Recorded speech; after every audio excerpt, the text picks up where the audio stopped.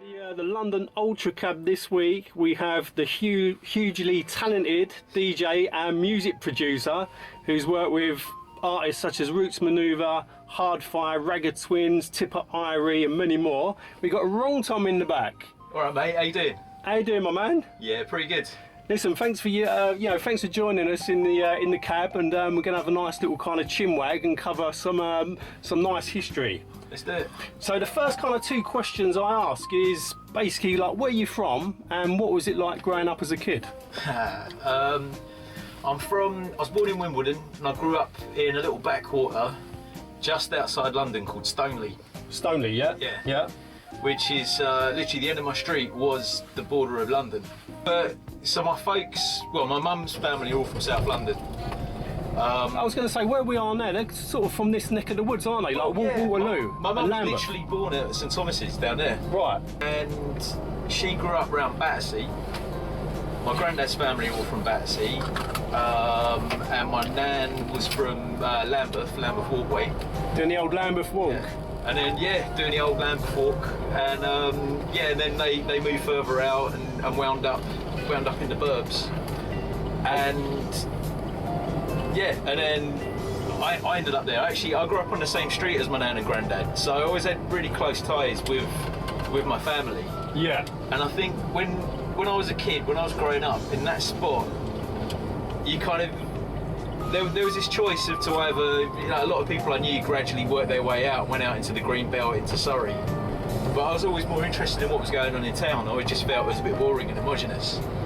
I didn't even know what that meant, obviously, back then, but I just had that feeling of the excitement was happening going back towards the centre of town. Yeah, yeah. And so, my mind was always going in that direction. And I think, growing up, it's up on a big hill in Stoneleigh. I like to call it Stoneleigh Mountain. And I've got a little project that I called Stoneleigh Mountain Rockers, which I nicked it off Manuva, who he sometimes calls stuff that he does. He's got a dub that he did as a Woolworth Road Rockers mix. And so I was like, right, I'm going to put Stoneleigh on the map, and I turned it into Stoneleigh Mountain Rockers. What kind of music was you into back? When was you growing up? Kind of like in the 80s? Well, I'm 43, so I was born in 75. Yeah. So your kind of childhood music would be like the 80s, wouldn't it? Early 80s. Yeah.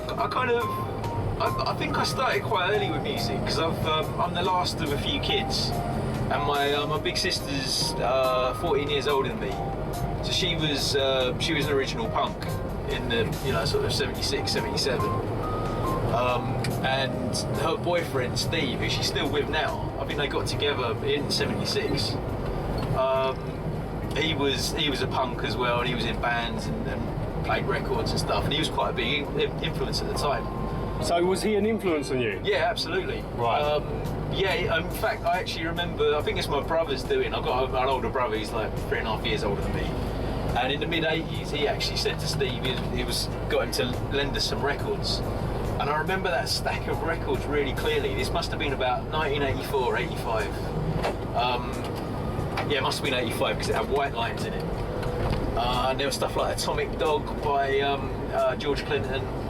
What else was in there? There was Adventures of Grandmaster Flash that I already knew, but I loved that tune. I remember that tune, and then finally we had it in the house, and I taped it, and I remember taking it to a school disco around the time when I was like 10 years old, 19 Was you pretending it was you on the decks doing the cutting? No, I just put it on a tape on the school stereo, and it got taken off straight away. And I didn't like it. Actually, in fact, it had white lines on it, and the teacher heard it and sent me out of the class and told me basically I wasn't allowed to bring these druggy records into school. How did you actually get into the DJing side of things? DJing, that actually came really late. I never really wanted to be a DJ when I was younger. It was it was funny. I think I was probably about how old was I? I think I was 20. My first gig was in '95 at the Blue Note in Shoreditch. And I think it was just a matter of I always had tunes. I've been collecting tunes since I was 10, and I've done a few. I've shown up at house parties with a few records and played stuff. But I was always a bit of a weird kid. I wasn't down with any particular scene. It was like hip hop was a big major influence at the start, but when I started, you know, when I was a teenager and I started going out to parties, I'd got into so much different stuff. I remember one house party I showed up and I had a copy of Inagada Vida by Iron Butterfly. You know that tune? Yeah, tune. And I think I had a Jamiroquai record and I tried beat mixing the two of them. It didn't quite work? Or? It didn't work and you know, they wanted me off the decks. So this is going back to like the vinyl days, isn't it? Yeah, well I still play vinyl now. Oh, you do? I was going to ask you about that later, yeah. I'm not a purist, I just, I don't have a laptop.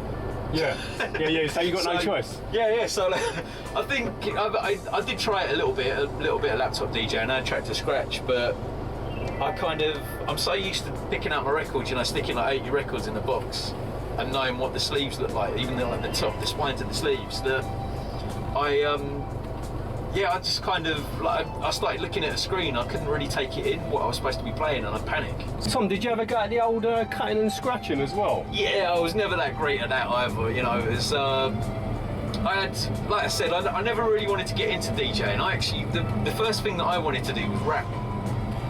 I wanted to be an MC, I was always more interested in the vocals on hip-hop tunes. And to be honest, I probably wasn't very good at that either.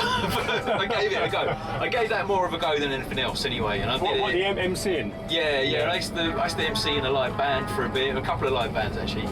I used to go to a lot of jam sessions in the mid-90s and I'd get up and do a little turn. Do a little freestyle? Yeah. It was in... The turning point for me with music was actually when I heard a band called Galliano. Oh yeah. And amazing, aren't they? They were great, man. And so like, for years before that, I've been, you know, my favourite records, still some of my favourite records were by BDP. Like Karis One's still one of my favourite MCs. Yeah. But I always kind of felt like I didn't have the voice for it. You know, like a lot of people are kind of, they're put off because they didn't have the experiences of these rappers. They weren't in New York, they weren't in LA, etc., etc. I was just like, you know, technically you can say anything. I just didn't feel like I had the tone. Yeah. And then I heard Rob Gallagher from Galliano rapping, and I was just like, shit, this geezer sounds a bit like me. And that was it. I was kind of like, and that opened me up to a lot of stuff. So I heard them, and I was like, they're basically a live band. There was sampled stuff on the first album, I think, but they were working with jazz musicians and they were they were kind of live sampling. And I think the first track on their first album was a reworked version of The Creator Has a Master Plan by Pharoah Sanders. And I knew that record because I feel like I'm flitting through time here, but going back, like my mum particularly was a big jazz head, so I grew up listening to a lot of jazz. Oh, was she really? So also your mum was a bit influenced on you with the music. Yeah. I mean, well. all my family. Should we flip back to the family again? Quickly? Yeah, you can. Yeah, of course. My family's more interesting than me, anyway. So, so my mum was in the 50s. My mum was like into the whole Soho jazz scene, going to a lot of gigs. And she was a trad jazz gig that was put on. It was a trad jazz festival that was put on at the festival hall back in 1955, 56. And I found actually, I think it was like for her 75th birthday or something. I found a copy of the album recorded there, and it's mental. It's so loud. It actually, between the bands, it sounds like a football match. You know, it's like people. You think of jazz now, and you think of people in little clubs, but this was properly kind of going off and yeah. She said that there was a clash because... What, a jazz clash? Yeah, well, wow. It was a jazz clash because at the start, the early part of the day was a modern jazz session with all these different like acts like Chris Barber, and Lonnie Donegan got up and did a bit of skiffle because skiffle was blowing up. And then the second half of the day was a modern jazz festival, and so many of the old boys were like, you know, what is this modern jazz? And there was like, you know, a few altercations, I think, in the lobby, and the fans, the people that were getting into modern jazz were kind of like, I guess, like the precursor to mods, you know, and these sort of very well-groomed, well-dressed men compared to the people that probably owed a little bit more to rock and roll and swing and all that. But yeah, so like I had that influence of like, my mum being a jazz head. But as I said, I grew up opposite my nan and granddad. My granddad was a jazz pianist. Wow. Like a really early jazz pianist. He was a ragtime pianist. So when you said about the Lambeth Walk, you know, he used to do all the old knees up tunes on the piano. Knees Up Mother Brown, No, his main thing was ragtime, and he so you know, he used to play your Scott Joplin stuff. Did he do the old play the spoon as well? Remember the two spoons? Never saw him playing the spoons, but he probably could. He used to play a few things. When he was in the army, he landed at on D-Day. He landed on the beach. I think it was D-Day +3 or something like that. So it wasn't like right at the start of the battle, but while it was still raging. And I don't know which part of the battle it was, but he got blown up. His mate got blown to pieces. And he got blown away by the mine when his mate stepped on it. Right. And he woke up in hospital. And after that he was kept on. But because he was injured, they basically kept him in the band to entertain people in the army. And while he was there, his mate basically, he was a pianist at this point. His mate taught him to play the double bass, and he played the E-flat tuba, you know, the sousaphone, anything bassy pretty much he was into. So, you know, I'd imagine he would have been a dab hand at the spoons if he ever picked them up. I'm not sure if he did. But yeah. It's hardly possible because a lot of people used to play the two spoons back then, you know? Yeah. The old skiffle I still have a little go. I still have a little go myself now in the cab, when I'm on a rank. Do you know what I mean? Get the old two spoons out. Get your lucky spoons that you get. Yeah. But WRONGTOM, what kind of music are you playing out now then? Mainly, is it drum and bassy type stuff? Well, I mainly get booked for reggae and dancehall because it all stemmed from doing the Roots Manuva album back in 2010. Yeah. Before that, I was playing across the board.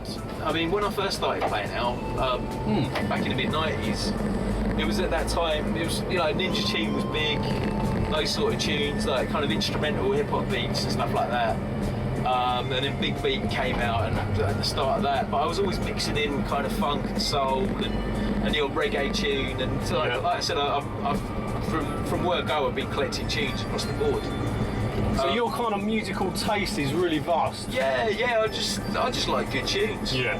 You know, there's a science to music. There are tunes that actually catch you because of the frequencies.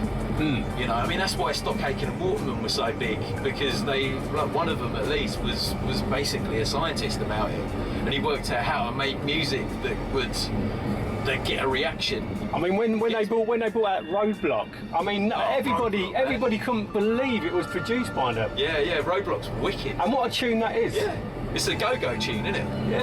Yeah, I love go-go, man. Go-go's you like go-go as well? Yeah. Well, I'm Reds and the Boys and I see Trouble Funk and all that. I saw Reds and the Boys 20 years ago in DC. Wow. Playing live, still going at that point, and yeah, that was amazing. Can't remember someone else. Yeah, but I love all those tunes. In fact, the Junkyard Band, The Word, and Sardines. That's one of my all-time favourite records. Yeah, mine's Arcade Funk. Oh, that's man. my favourite tune. Till Me, yeah. Search and Destroy. Yeah, that's basically what are they called? Pump Me Up, Trouble Funk. Trouble Funk, Till. Yeah, Trouble Funk making electro tune. TILT, yeah. Yeah, I still play. Did you also get into like the I know you was a bit too. You wasn't born in that era, but. Was there certain electro tunes that you loved as well? Yeah. Things like Planet Rock and. I mean. It kind of was my era in, like, you know, not for obviously not going out or anything like that, but because I was into my tunes. Like I think I told you before while we were chatting on the phone the other day. One of my first albums. I say that my brother bought it. I can remember where and when we were. We were coming back from a family holiday. I think we were coming back from Cornwall or Devon, and we stopped off for lunch in Salisbury. And there was a little record shop, and my brother picked up the best of UK electro on tape. So you obviously done the DJing thing as well, and you was into your hip hop. Did you ever try breaking or body popping or robot or anything? Yeah. Well, like before anything, breaking was what all the kids were doing, like on my street. And there was this kid that moved onto our street.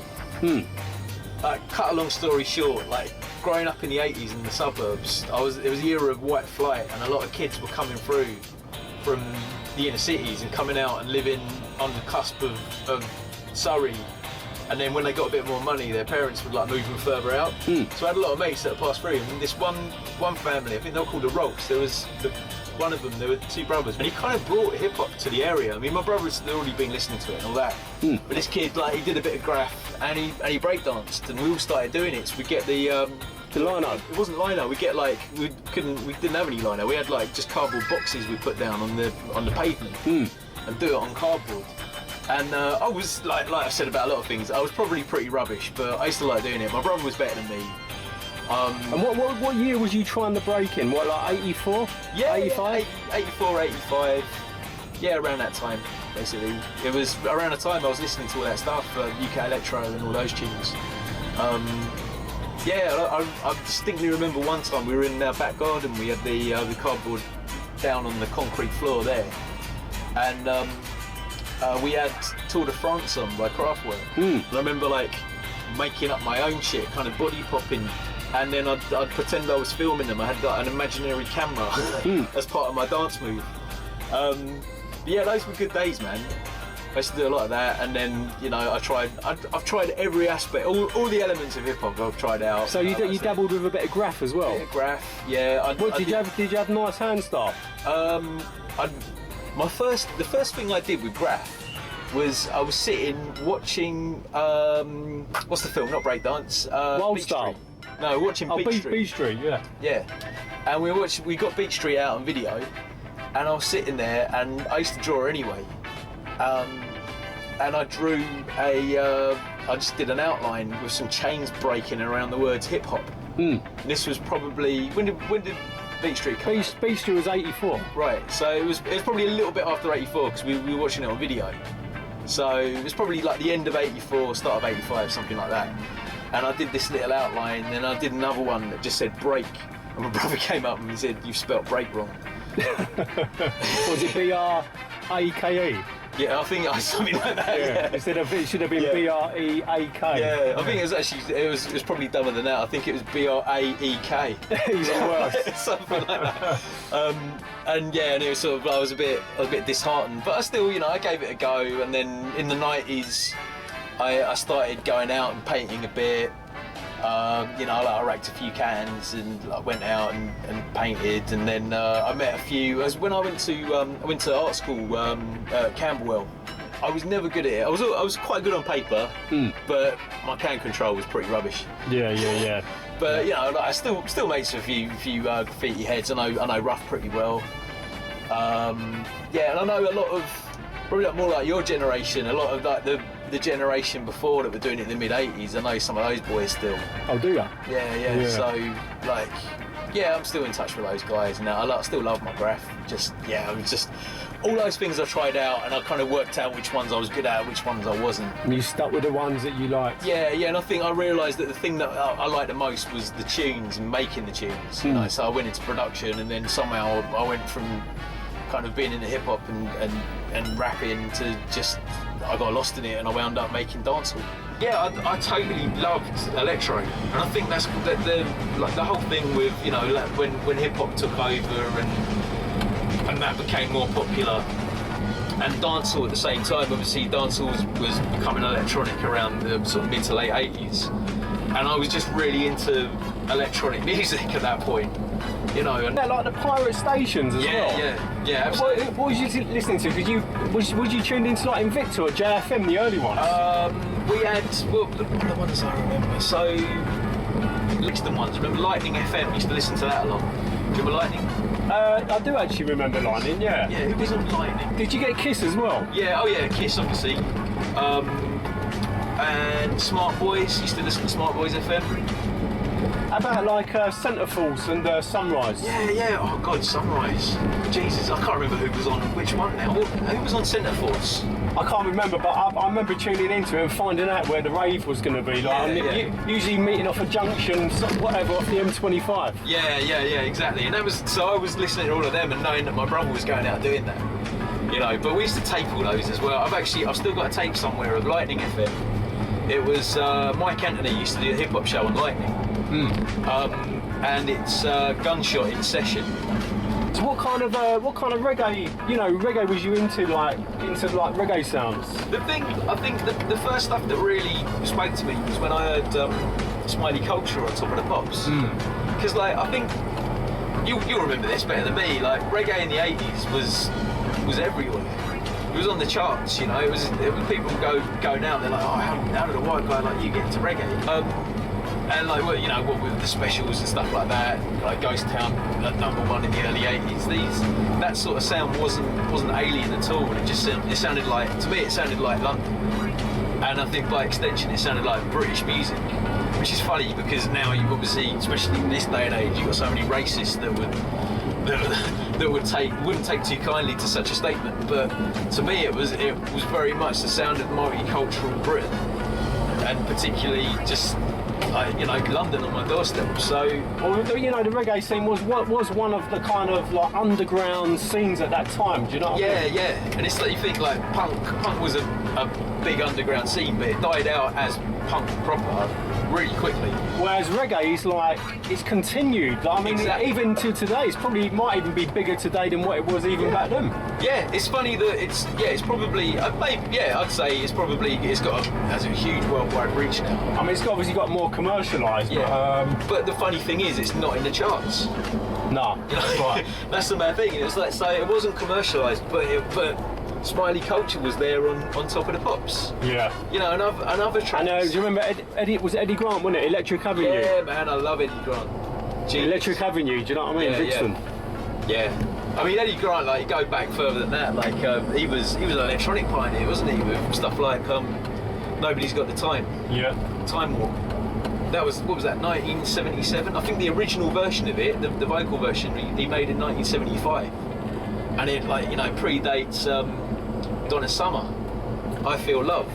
And everyone thinks Donna Summer was that's the 0 point for electronic floor on the floor music, but that tune, Nobody's Got the Time, that was 2 years prior to that and just came out of nowhere. Yeah, amazing. And it just it kind of gets overlooked. It's sort of obviously in DJ circles it's always mentioned, but it gets overlooked as such a pioneering record. It's mental. And what kind of influences were coming through from that? On your production, was you being influenced by obviously hip hop production, reggae production? All of it. The whole thing? Yeah, all of it, man, all of it. I got into BDP. Right. And I was really that totally did it for me. And I think, that was a big crossover for me as well, because BDP, when they did, when I heard Stop the Violence, that was, for me, a total, breath of fresh air. It woke me up on so many levels, because it was here's a hip-hop record that's also a dancehall record, and it's actually preaching about non-violence. He had obviously very good reasons because of the death of Scott La Rock and all that, but from an outside perspective, I was just I'd listen to a lot of rap music and think, well, this doesn't speak to me, and there's a guy that's talking about, he's anti-violence. He doesn't want shooting in clubs. He doesn't want that kind of lifestyle. And I was just well, that's exactly the way it should be. That's probably the thing that really the catalyst for me.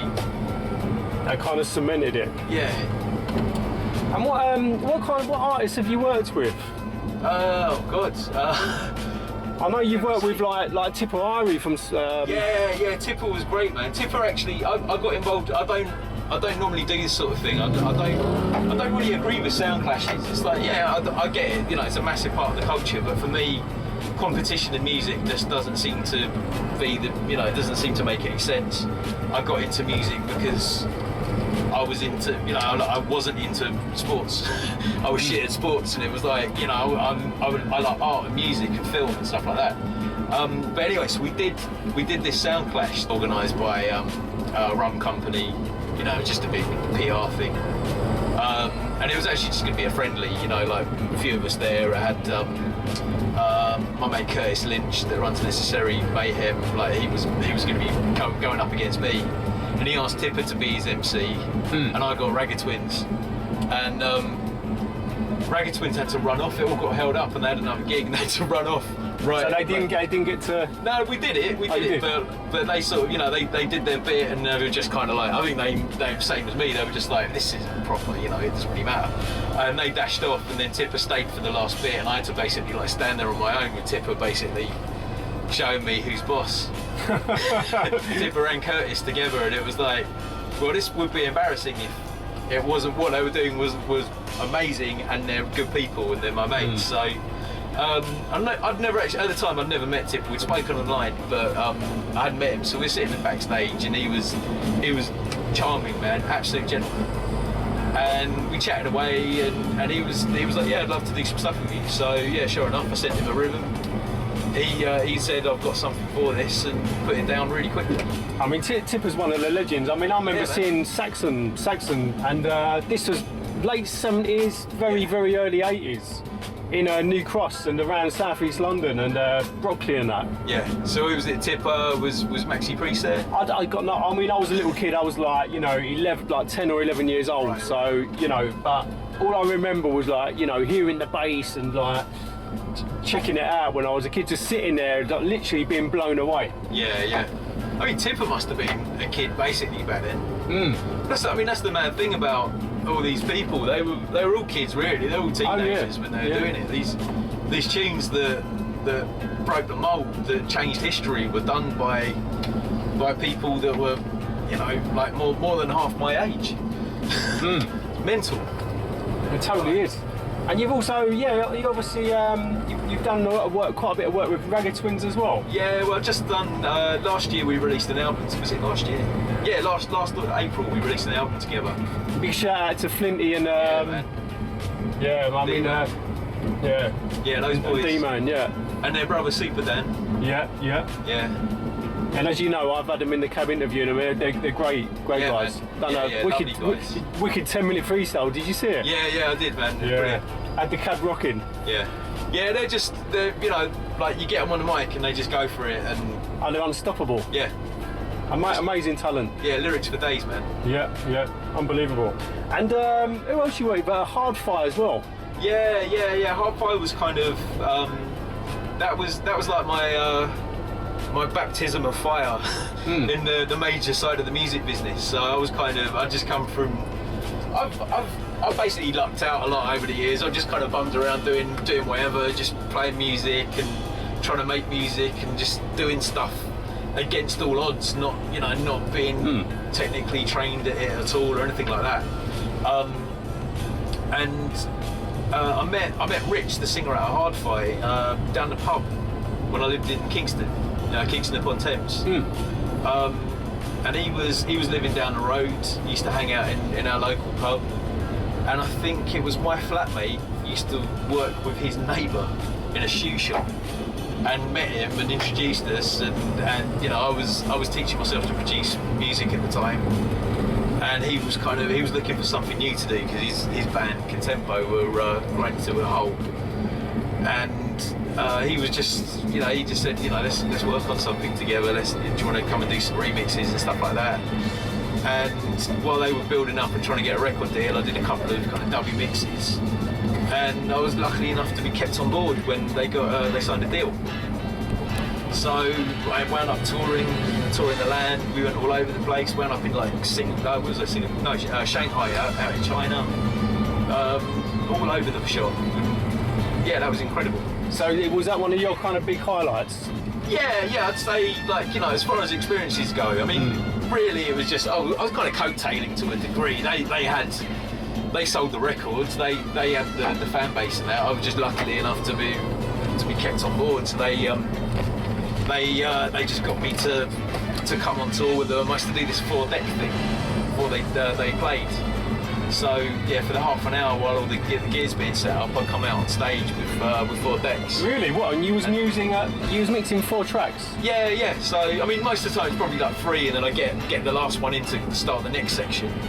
It was in the days, it was mid-noughties. It was in the days of like mashups and stuff like that. And I was just like, shit, I think I'm gonna try and do this live. I need to copy it and put it up online or something. So they're great tunes, man. They're young, but they were good. Artwork for your, for your tunes. Who does your artwork? Oh, Tony. Yeah, Tony McDermott. He's the man that did all the old Scientist dub albums. Oh, right. And all that, you know, the old cartoon. Yeah. He did hundreds of those albums for. I love that artwork. Yeah. He did all the stuff for Greensleeves after a certain point in the late 70s. Really? Yeah. And he's still working for them now. He's Tony, absolute legend, man. It's really nice to have him on board. And I was looking at your artwork for the Processed EP, and I love the Possessed EP. Sorry, Tippa on it. Is it Possessed? Yeah, Processed. Sorry, Possessed. Yeah.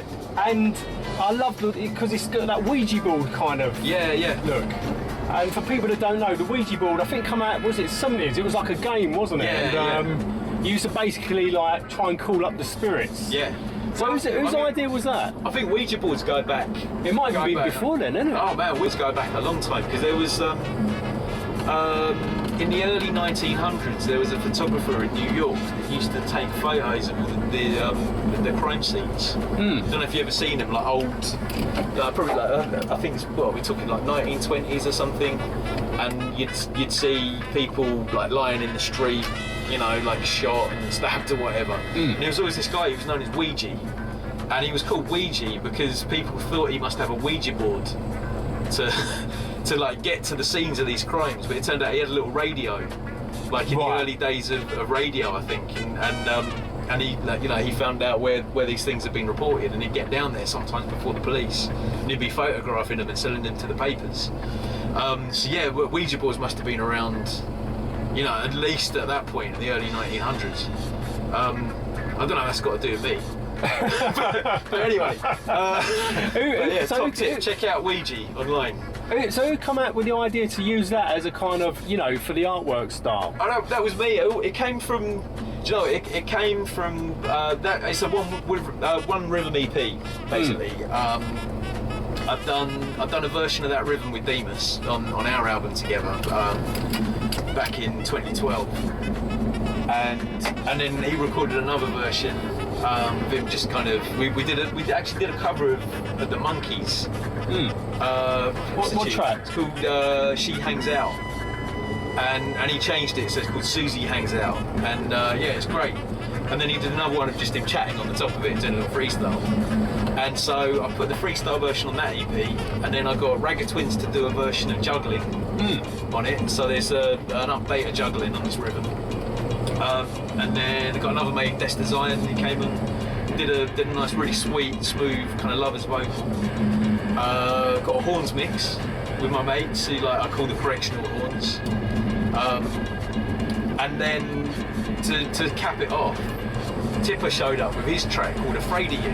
Wow. And it's quite dark, it's like a burial tune. And then, so he had that, and then a mate of mine, my friend Mark Professor, he said he's good friends with Errol, JC Lodge's wife, and he played the rhythm to them, and they came up with this song called Possession, which is this kind of like dark love song. And it all stemmed from just near the end of the song. She sings a line saying, "Make me your zombie," and I was just like, this is perfect. And it all came together with the Ouija board thing. Yeah, with that track and Tippa's track. I was like, right, I'll rename it the Possessed rhythm. And and I'll basically put this together, and I did the art myself because, you know, lack of funds.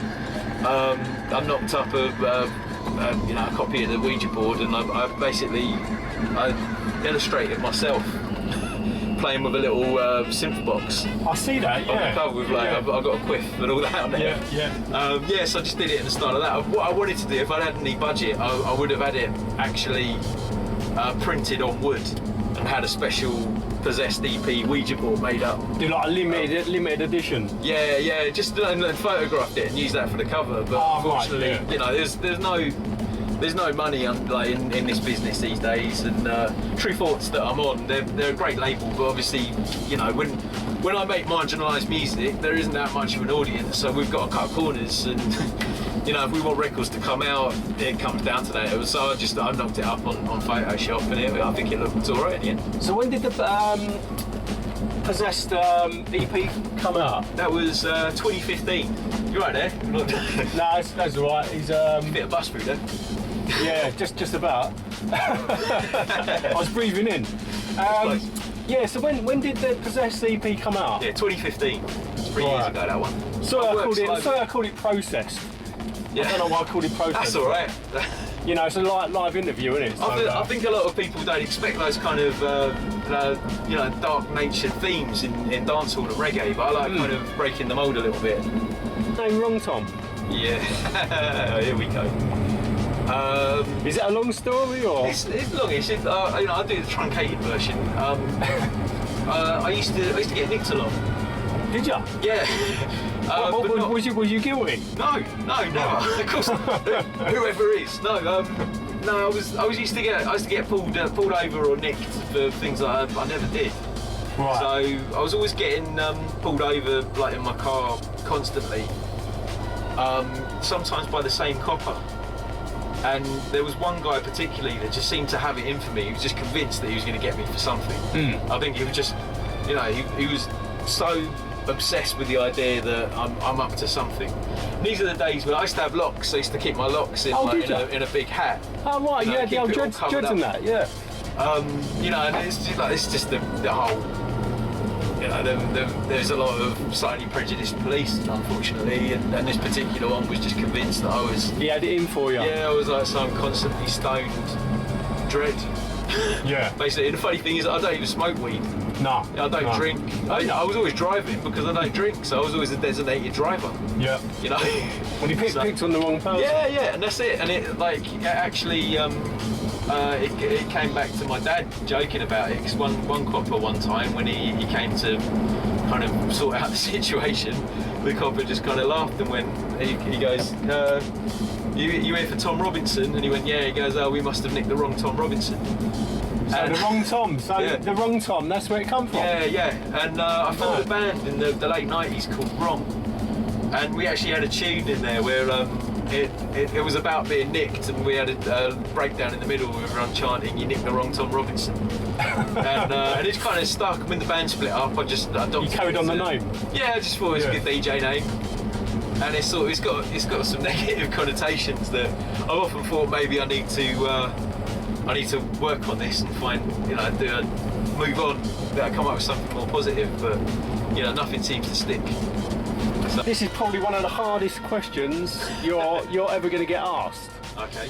And I think you might know what's coming. You know, throughout, like, say, the 70s, the 80s, 90s and the 2000s, can you give me a selection of tracks that have literally blown you away? You've been like, wow.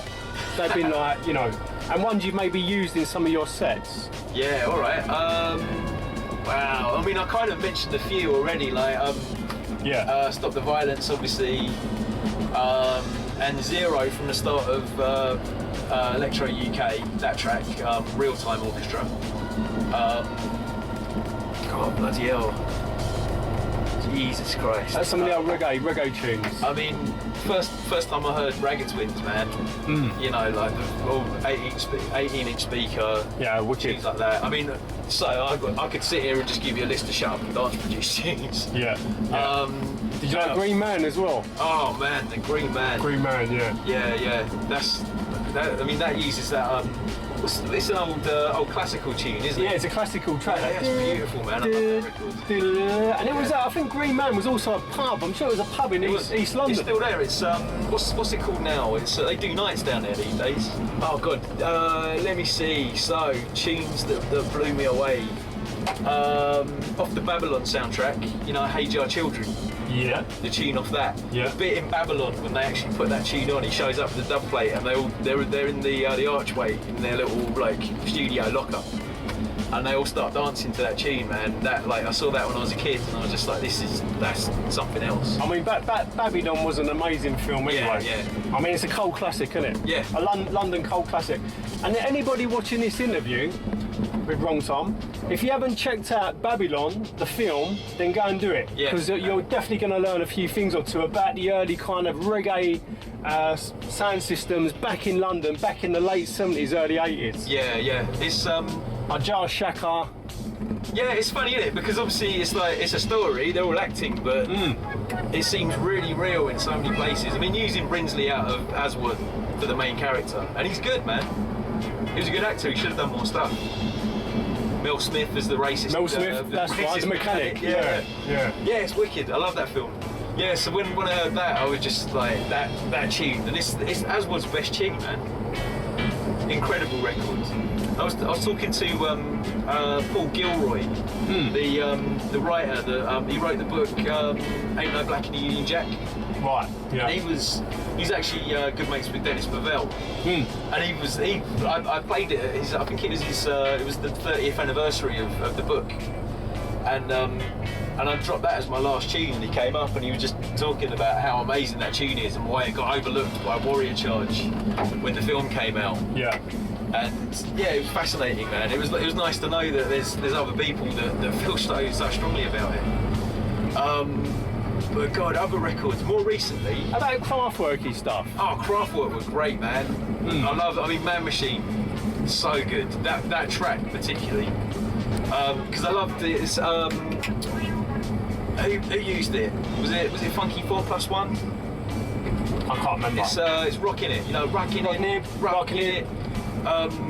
Was that Funky 4 or was that someone else? Because I remember having that tune and then hearing Man Machine afterwards. Like, you know, whenever that was, like 82, 83. What other tunes? I mean, London Posse, when that album came out, completely, that changed my life. Like I said about Galliano, when I heard Leg in the Sea of History of that first album. Hijack. Can't touch it, man. It's still a wicked album. And for production-wise, was unbelievable. Yeah. And it's like I like a lot of the fast rap as well. Like you know, the Silver Bullet were amazing. There's one track, the title track off the album, Bring Down the Walls, No Limit. It's called Returns. There's so many layers of music on that one track that it's almost like a metal record. It's just like abusing you, it's beating you in the ears, and then it cuts back at one point, and you can hear the stabbing. You know, the knife scene from Psycho. Yeah. And it's like, and that's the refrain in the music. That's amazing. That like the bit where your ears are given a rest is where someone's being murdered. I was going to say 20 Seconds to Comply. Oh man. You know, when they're sampling that, it was from RoboCop, wasn't it? I mean, how amazing was that? Yeah. 20 Seconds to Comply, and then it breaks it down with that tunes was so good. I mean, I still play out there's an instrumental mix of Bring Forth the Guillotine using I think it's the keys from Halloween. And I actually still drop that. If I'm doing an up-tempo set, I drop that in, maybe like cut an a cappella or something else over it. I was going to say, you're a fan then of John Carpenter? Yeah. All of those, I mean, that all, for me, that all went hand in hand, didn't it? Like, kind of electro and listening to John Carpenter soundtracks. Tubular Bells. Yeah, I think the things that, it was all my brother's doing, really. He was that little bit older in the early 80s.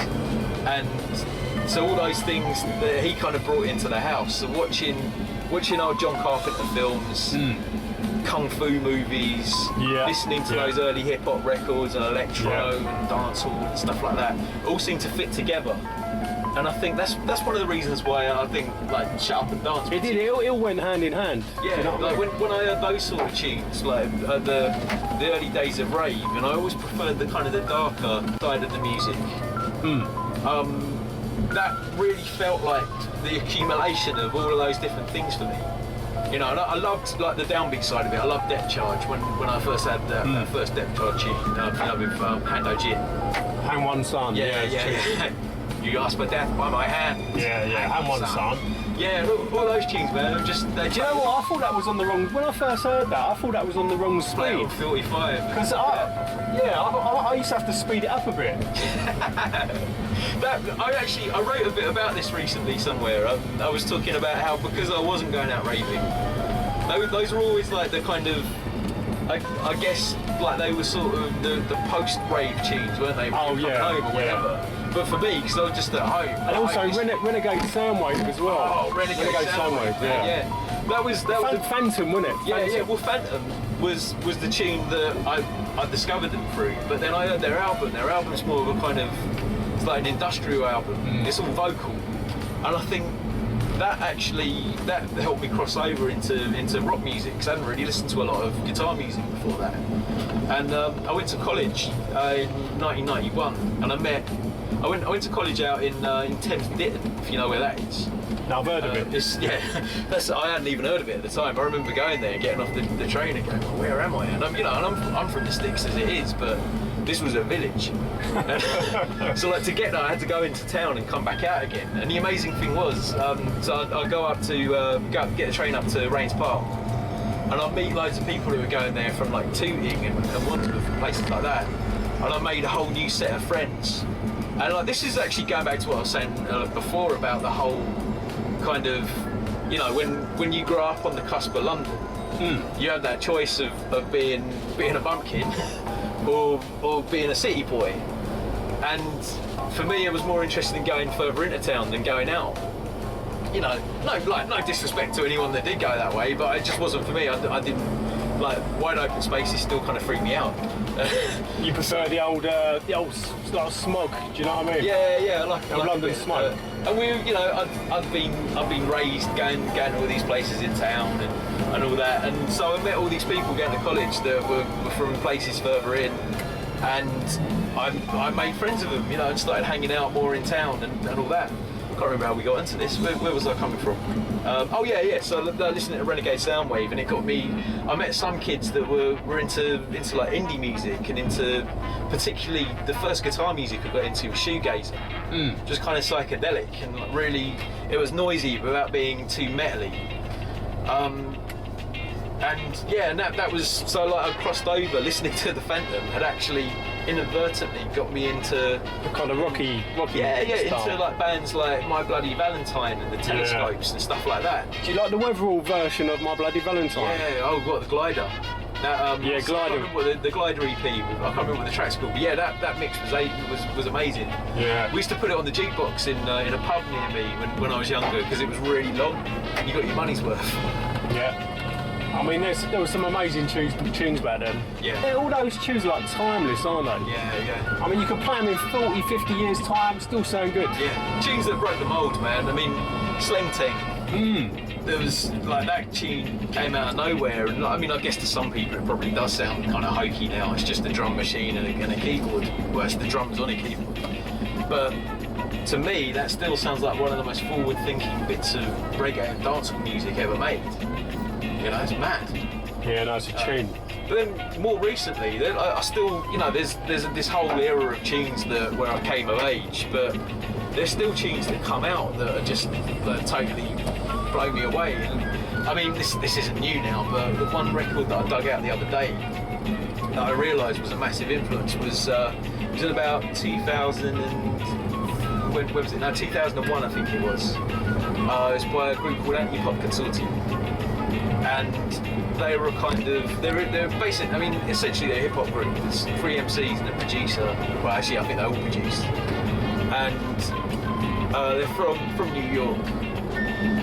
And at a time when a lot of the left field rap that was coming out and left field hip-hop was always kind of a little bit indie, whereas they made proper hip-hop, but with kind of live synth stuff. And yeah, just there's like a rich history of music, and predominantly black music, going through what they do. And when they talk about stuff, they start, there's a line in it where he's like, I move crowds like Larry Levan, very advanced, and he's always referencing, or they're always referencing so many different things. They start talking about like art history in their tunes. And yeah, that album particularly, Arrhythmia by Anti-Pop, is fucking brilliant, man. I'll have to listen to it. Yeah, do man, seriously. There's a track on there called Ghost Lords, which taps into almost, I guess, like kind of rave records and stuff like that. It's got a bit of booty bass to it. They really do just pull stuff out of nowhere. Kind of like I was saying about Roots Manuva, the music just sounds like it's from the future. You just think, where's your mind at? Where did this come from?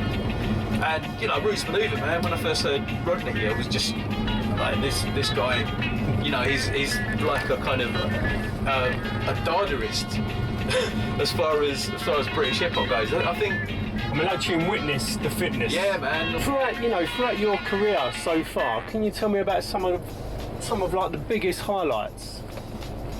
Oh, blimey. I mean, there must be so many, but is there anything that's really kind of stood out? It's funny. It's like it's sometimes. I mean, obviously working with Ragga Twins must be. Yeah. Well, I mean, it's just been a succession of those sort of things. Like, you know, I remember the first time I played out with Ragga Twins. I met them as we went on stage because they were really late getting to the gig. We were at Shambhala Festival, and I got up and started playing the first tune, and they came out on stage and we shook hands and they got on the mic, and I was just watching them. We got a full crowd, and I was just like, "This is mad! I'm on stage with Ragga Twins," and I remember being 15 and buying Reggae Owes Me Money, you know, and then whenever it was quite a long time later, really. If you think about it, you know, like nearing 3 decades later, and there I was on stage again. And then I did another one where we started performing juggling together, and I actually I almost like stepped outside of myself and imagined myself as a teenager standing in the crowd watching myself on stage with Ragga Twins basically performing this song that I used to like sing along to on my, you know, I'd have it on my Walkman. This is where my mum was born, by the way, just there. Oh, was it right, mate? Yeah, well, it's now the Premier Inn. Oh, right, just here. Yeah. Right by near the London Eye. Yeah, it's it's St Thomas's Lion Inn Hospital. The front of the building's still there. But yeah, on her, I don't know which birthday it was, a couple of years back, the Premier Inn had opened, and she decided to go down there for a drink. Yeah, so this is just this one here. Yeah, this is it. Anyway, yeah, that's a side note. Now, nice little bit of history. Yeah, but so yeah, Ragga Twins on stage and all that, and I was just like, this is mental. You know, 15-year-old me would just be like, what's happening? And then the best bit was because Rodney P's on True Thoughts as well. And at one point he came down, and while we were juggling, Rodney came out and stepped out on stage, and he was just like, I want to do something on this rhythm. I was just like, and now Rodney P's come out. Like, what's going on? This doesn't make any sense. One of these legends. Yeah. I still haven't actually done a tune with Rodney yet, but I want to, you know. Well, I'll take Rodney P on this interview. Yeah. And we got to get you connected to do something. Yeah. Well, like I said, we're label mates, we're friends and all that. I see him from time to time. We just hasn't come up. Just ain't got round to it. Yeah, Rodney's really busy with he's a TV sensation now. Yeah. So I don't know if you've seen any of his stuff. I see the one he done on Pirate Radio. That was really good. Yeah, he's got another one coming up soon, I think. And any other big highlights? I know there's so many, but do you know what? It's sometimes the little things that blow me away. When just every year I do this, I do a set at this festival called Love Supreme. I'll speak today. Love Supreme down in Sussex, and it came through the True Thoughts thing, and I've been doing it for 5 years, I think now, and it's always at midnight on the Sunday, and it's just, you know, it's like the last of the festival. There's a few hundred people there, and just like those shared moments with people where you just get together and, you know, and I can play pretty much anything I like. There's no kind of like, this is a reggae night, you got to do a reggae session, this is a fun thing. So I just go through a selection of tunes, and like, you know, people get into it, and it's just nice to see that many people on the same page as me. And say, you know, music meant to you. I mean, does it? Everything, man. Everything. It was, to me, it was kind of like growing up. It was, you know, my records were my friends. You know, I'd sit there, like I'd spend as much time sitting listening to tunes as I would hanging out with my mates. You know, and then we'd get together and we'd all listen to records. And then as I got older, we'd get together and we'd dance to records. And live bands and all that, and it's, you know, and I've played in bands, I've sat there producing on my own, I've sat in a studio with loads of people working. It's been there from as far back as I can remember, you know, listening to these tunes coming out of my sister's bedroom through till, you know, this morning, just going through records. I've got a massive print section, and like I said, I had a brutal migraine this morning, so once I was over that, I decided not to work. I just sat there and I reorganised my print section and started digging through a few B-sides and things like that. So it's constant, you know, it's something that's never going to go away. you know, fingers crossed. I haven't taken that good care of my hearing over the years. So, do you ever get tinnitus? Yeah, I've had tinnitus since I was 16. I have it as well. Oh man! I have to sleep with these like headphones on, which play like rainforest noises. Oh Jesus! Because I can hear like bass, like, and also like high pitched ringing noise. Yeah. I've got the high pitched side of it. You know, when you get the high pitch for so long, you just don't even notice it. Oh no, it's horrible, isn't it? And then when silence happens, you know, like the rare occasion I'm sitting in complete silence, and it's just like Jesus. Yeah. When I go out to the countryside or something like that, it's like, blimey, I can't take it. I like a bit of noise out on the street. Yeah, that's when I'm right. trying to sleep. No, it can drive you a bit crazy after a while. Speaking of rainforest sounds, though, there's another one. Rainforest, the old Paul Hardcastle. Yeah. Those tunes, man.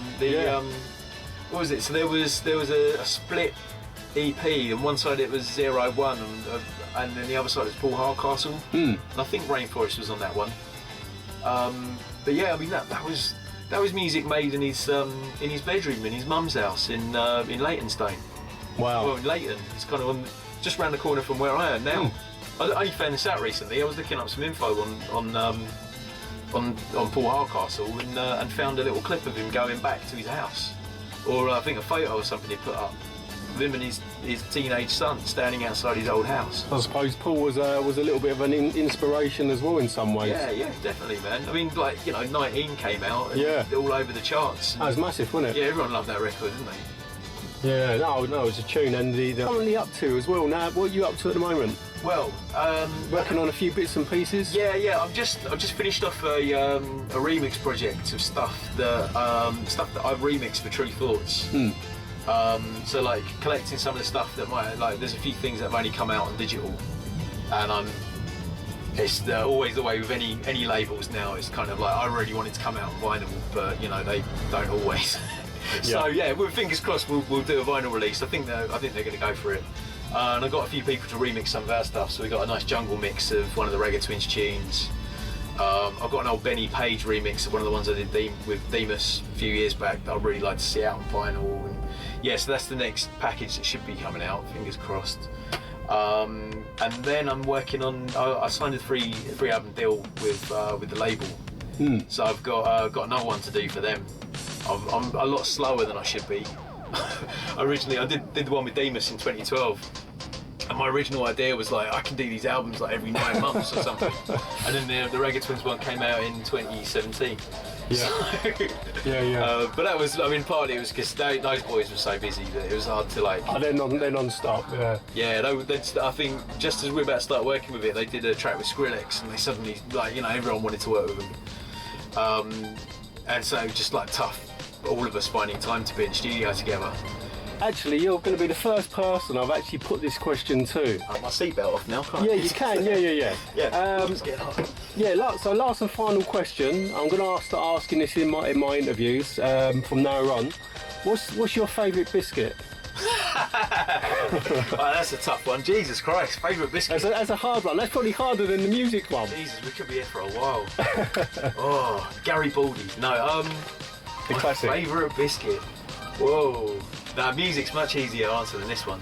I think I like a chocolate bourbon. Yeah.